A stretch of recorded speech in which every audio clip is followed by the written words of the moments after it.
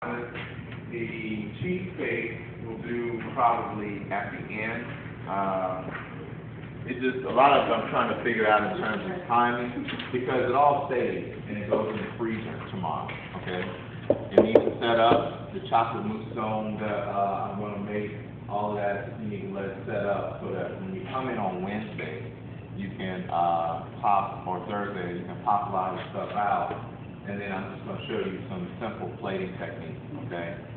Get the wheels turning a little, you know, a little trial and error on how you do stuff. You know, plating is not easy. I'm sure you learned that. You saw that in Foundation 3, that you all plated a lot of stuff, okay? So the same rules will apply here. It's not going to be as easy as you think it is. You know, and a lot of it's just creativity aspect. So, let's get to hopping. Flourless chocolate cake I'm going to start out with, okay? 10 ounces of semi-sweet chocolate, some butter, we got some eggs, I believe, 10 yolks, alright, and then 8 whites. I believe you got 3 ounces of sugar on each one, alright? So flourless cake is not difficult at all. And then we're going to put it on a half sheet tray. This is going to be the bottom of your mousse dome that you all are going to make, okay? So without a doubt, let me enlighten you up front, this is going to be very rich, okay? Very rich dessert. So I believe on there it tells you to do the chocolate and butter over bain-marie, right? Mm-hmm. Well, as always, I'm all about saving you some time. So let's, what's up? You good?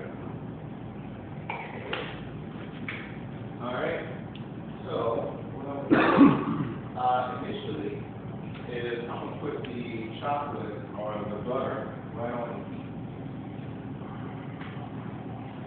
And I'm going to let that melt down.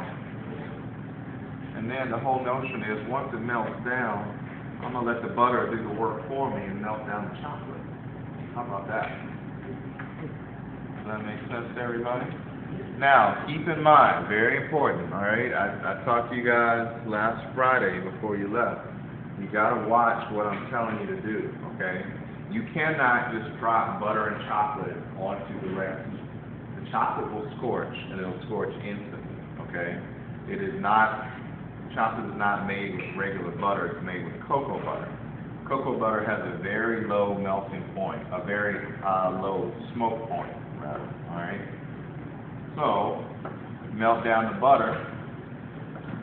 Once the butter is melted, then we'll stir in the chocolate. And then that'll be melted, and it will take you a matter of seconds. Alright? Now, I believe this is semi-sweet chocolate. Even if it's bittersweet chocolate, it'll still turn out fine. Alright? Now, flourless chocolate cake is not something that rises up, okay? It's not going to balloon. It's not going to have any fluff, you know, sponginess or bounce to it, okay? Literally, you're just putting, what, some eggs, chocolate, and some butter into a pan, and that's it, all right? So as my butter melts down, all right, I'll whisk in the chocolate.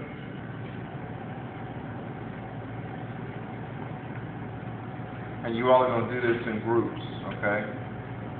So you'll have everything you all do tomorrow will be groups of 2. When it comes down to your plating, you all will divvy everything out to each other, all right? You split it, and then you all design your plate. You'll have your cheesecake to play with. You'll have your domes to play with.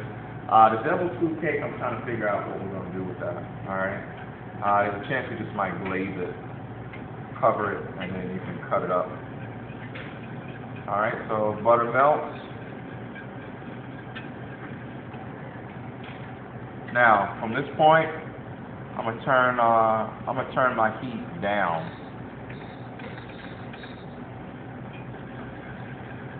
Heat turns down. Stir in my chocolate. Like so.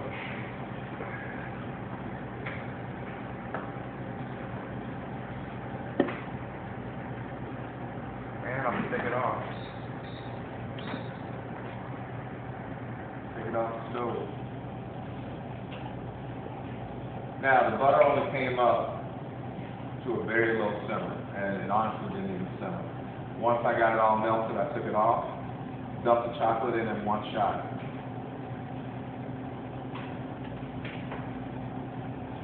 Alright. Now, you can do it the other way, ladies and gentlemen. I would never say that you can't, but it'll take you a minute to get it done. That's for sure. Alright. Egg yolks. Go in.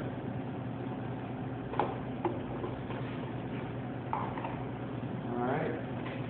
Sorry, man. You grab me 2 whisks. Alright. Now, with the yolks we're going to take up to what's called ribbon stage. Egg yolks and sugar can go in one shot. Alright.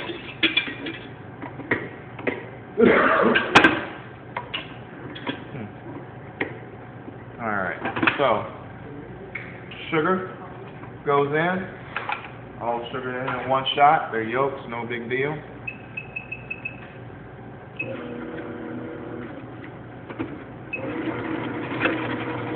Alright. You can do this by hand. Yes. There's nothing wrong with doing it by hand either. Alright. Speed 3. You can whip the yolk and the sugar on speed 3.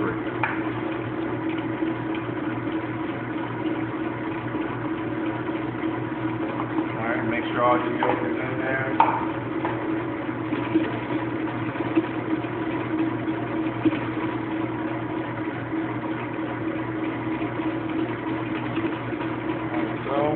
And it's not going to take long. Yolks and sugar will whip up pretty easily. Alright, now, while that's whipping, you will seal, you want to make sure that you roll the white on the side. Whites will pick up on the fact that there's something in them.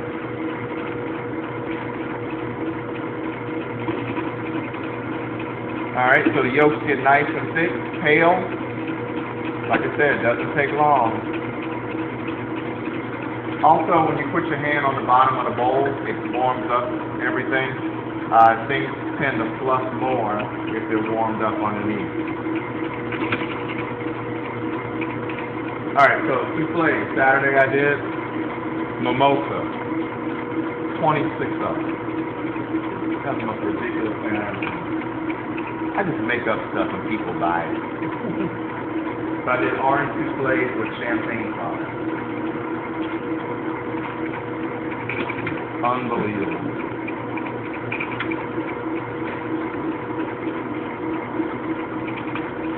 Alright, so light, thick, and I believe ribbon stage.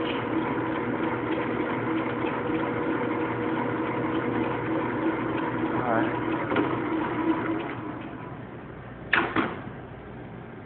Now I'm not 100% sure, so I'll always check. Alright, so I only know one way to explain this, and this might sound hokey, but it is what it is. Alright, so when I do ribbon stage, you see that it's light, thick, pale, yeah? Alright, so a lot of times what I'll do, I don't know if you can zoom in on this production man, so stay right there. Alright. So, a lot of times what I'll do is I take the whisk, and then what I do is I make a figure 8 in the bowl. Alright? And if I can see the figure 8 before it settles down into the batter, then I know that's ribbon stage. Okay? So the whole idea is that it has some kind of body to it. Alright? And that's what you want. Now, can you go too far with egg yolks and sugar? You could, but it would take you a long time to do it. I mean, a very long time. Egg yolks, if I remember right, I'm a little off. They can probably go 5 to 6 times their size with air incorporated in them. So if you think about what we started with in the bowl, how it barely covered the bottom, and then look at what you have now. All right. So set that aside just for a second. Now, of course, let's move on to the white. And the reason I did the chocolate first is because I want it to cool down some. All right. So now, whites go into a bowl. Is that 12 ounces? That is, what is it, 8 whites, I believe. Should be about 16. I would say this is probably 1.5, yeah, it's probably 12 ounces of white, yeah. Huh? How many ounces of the egg yolk? Egg yolks are generally 1/2 ounce, all right? 5 ounces. Egg whites are generally Egg 1.5 ounces. Yeah. I think it said egg yolk. All right, so here we go. Egg white.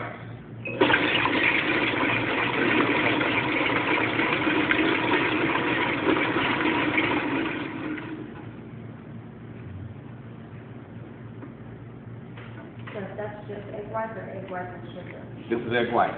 When we do French meringue, how do we do it? Sugar added in stages, 3 stages. Always.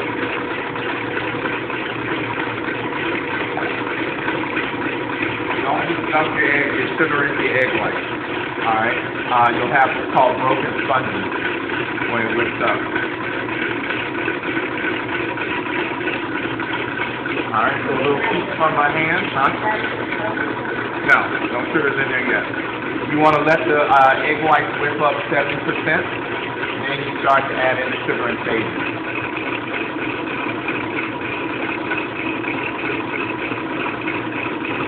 Now, a lot of times I'll like to show you the stage.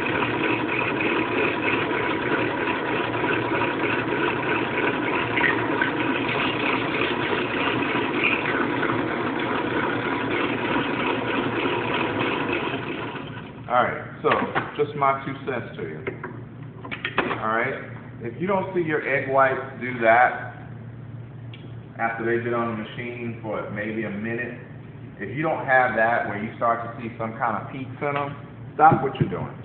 You're wasting your time. The egg whites aren't going to balloon, okay? There's something in there that's keeping them from ballooning, so just stop and start fresh, okay? You can sit there and try and let it go and let it go. They're not going to do anything. There's something in the egg white. What's that? Something in the bowl, something in the egg white. If they don't try to go back for a minute, they're ice cold. They're not going to work.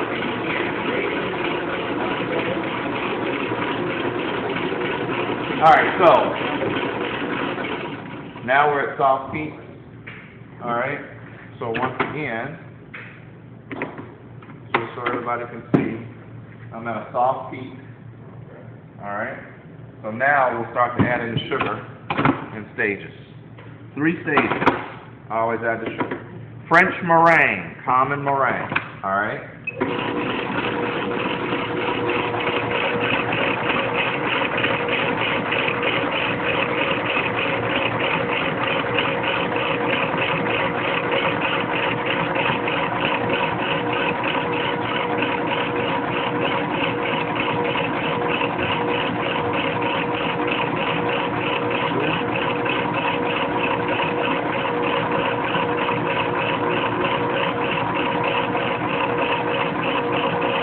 Last stage.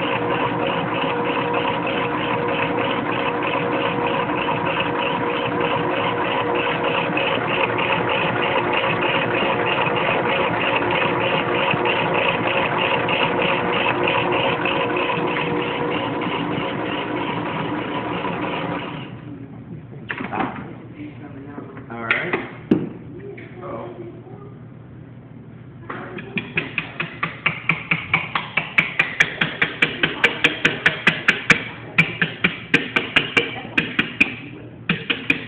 Alright, so that is your meringue. what you want. All right? Everybody's good? All right, now then.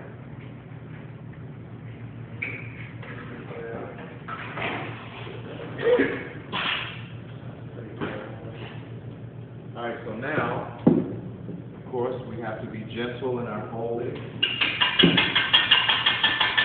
I told some of you last week about your folding. You fold like linebackers, right? Gentle, all right? Fold like you handle your little people.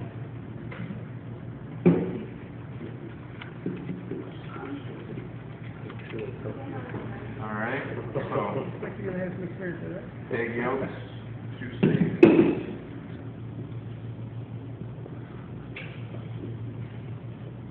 All right, now, flourless cake, I told you it's gonna be rich, and at the same token, I always, offer you options. If you wanted, you could add coffee into this as well. A lot of times coffee is added into it.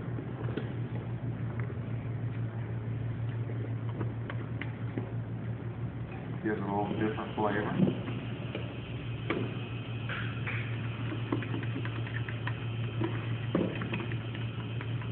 All right, 2 stage.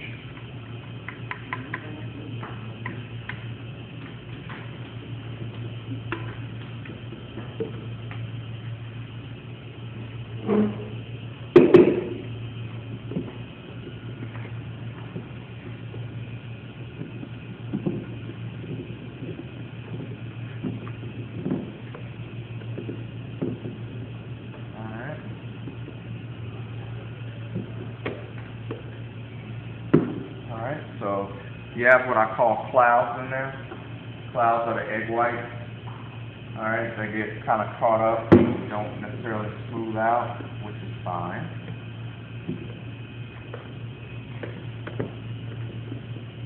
Trying to get there. You grab that spatula out of the sausage gravy and rinse it off there. On the stove, I need a stronger spatula than this. All right. Now, last aspect, I'll show you a little trick of the trade. You might dig it, you might not. I did this at an ACF competition. Everybody thought I was going to get dinged, but turns out, no ding. You can fold with a whisk.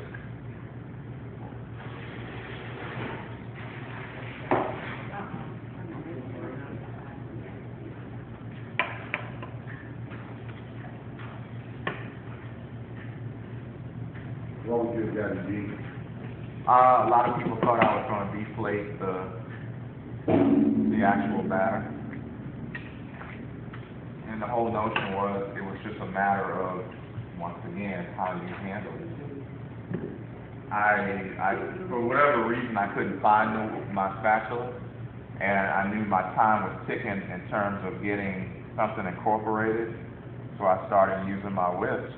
And all the judges came over and surrounded me, and they were watching what I did, but I also remember the fact I was being really gentle with it, and still turned out fine.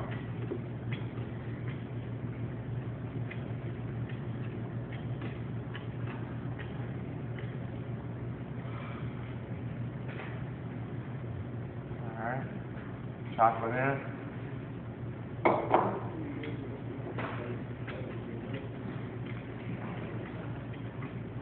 Same motion, same ease.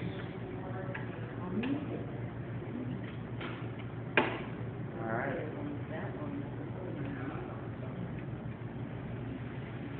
Make sure you put everything in there.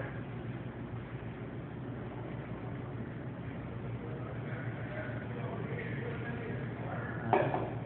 So now I'll tell you what. I got it. Just so I can go around the side.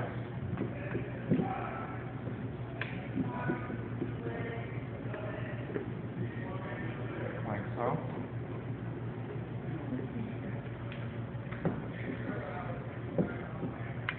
All around the side. Smooth batter. Flawless chocolate cake.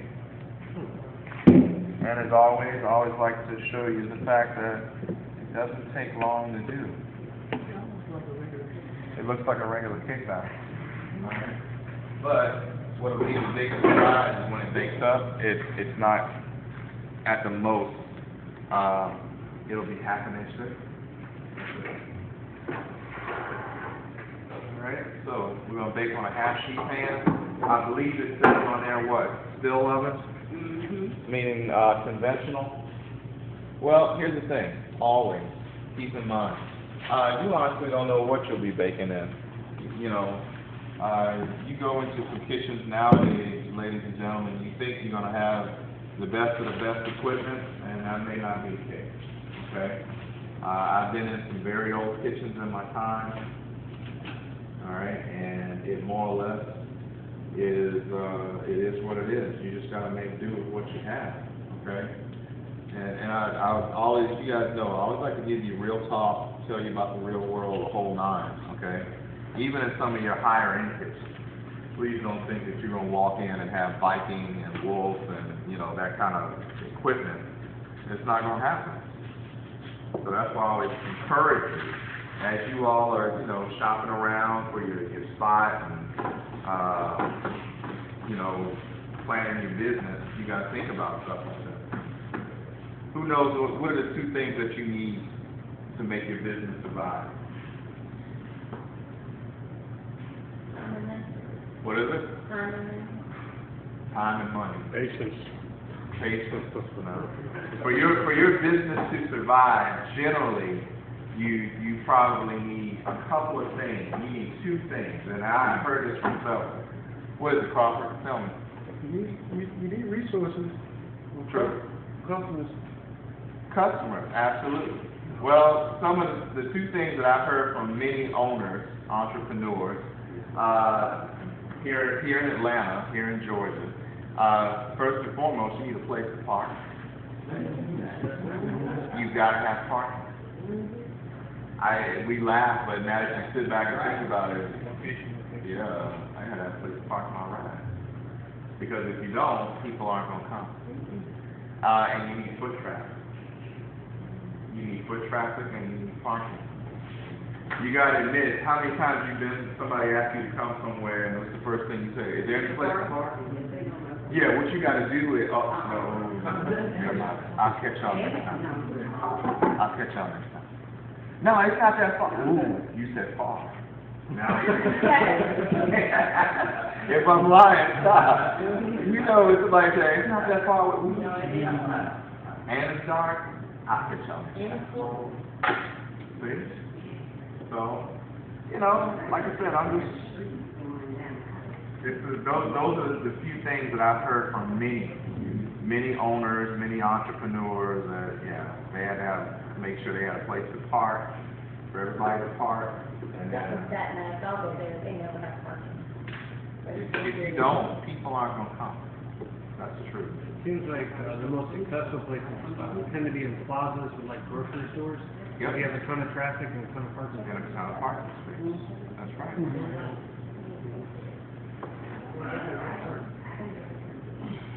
All right. So, flawless chocolate cake.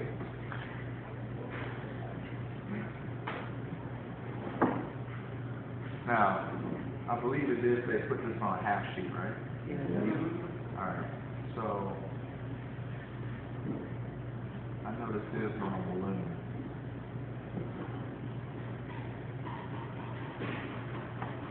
So people eat that right out the oven, just that? Flawless chocolate cake? Yes, you can. That's almost like I noticed you just spray the paint. Sir?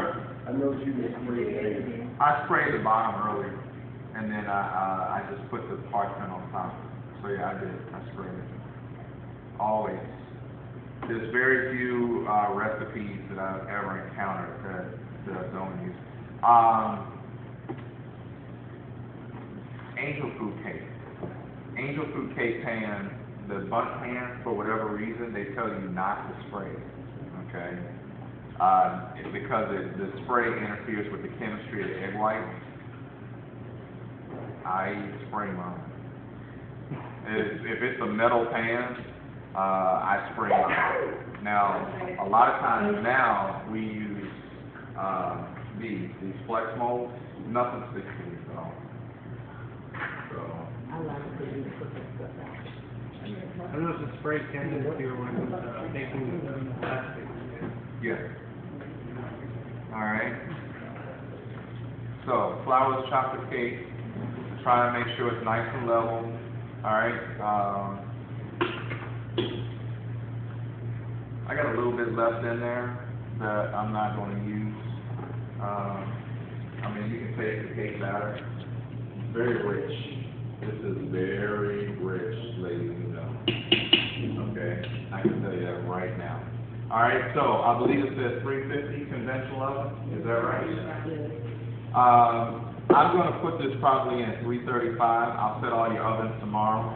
When this comes out, initially when it bakes up, it'll probably balloon up above the pan. I can tell you that now. But once it comes out and CO2 releases, it'll probably go back to right where it is. Okay? And this will be your base for your chocolate mousse dough. Alright? How long are they going to bake?